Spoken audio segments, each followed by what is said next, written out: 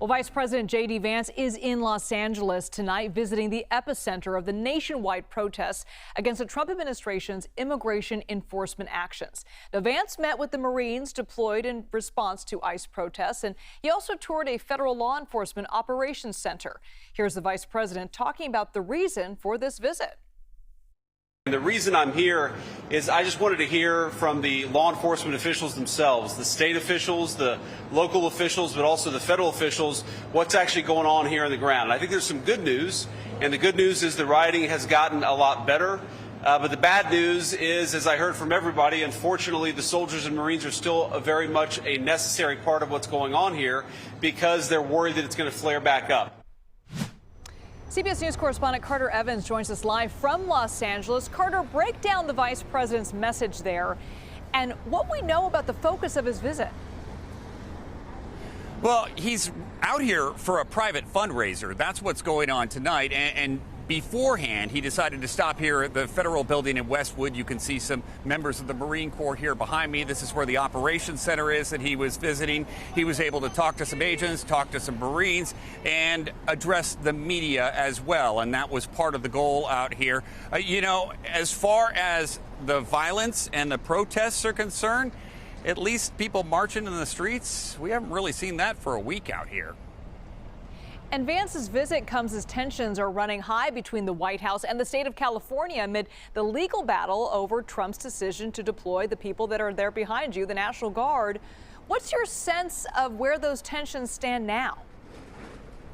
Well, and of course, the Ninth Circuit Court ruled in favor of President Trump's right to deploy the National Guard here. So Vice President Vance pointed that out.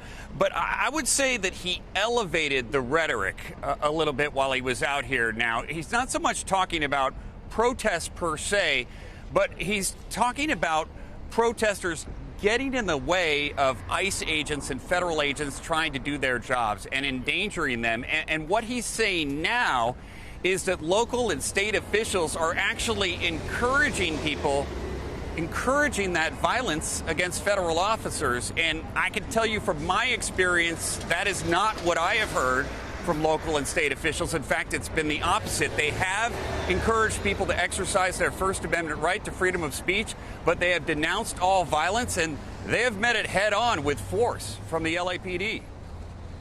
And Carter, there's been sort of this back and forth over whether ICE raids will continue at hotels, farms in Central California, and restaurants. What did the vice president say about ICE action moving forward?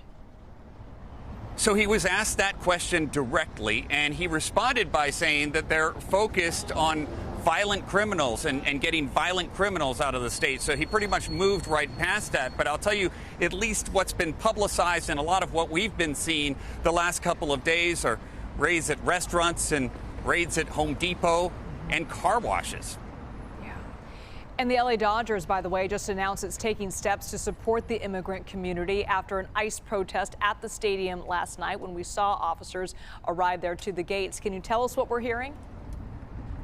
Yeah, so this was interesting. The Dodgers basically say that ICE agents came up to the stadium yesterday and wanted access to the parking lot. The Dodgers said they denied access. ICE says that was wrong. They were never there. Despite that, now the Dodgers have stepped up, and they say they're donating $1 million, and they're going to give it to families that have been impacted, immigrant families that have been impacted by these raids that have been going on here in Los Angeles. Latino community makes up so much of the Dodgers fan base there. Carter Evans, thanks so much.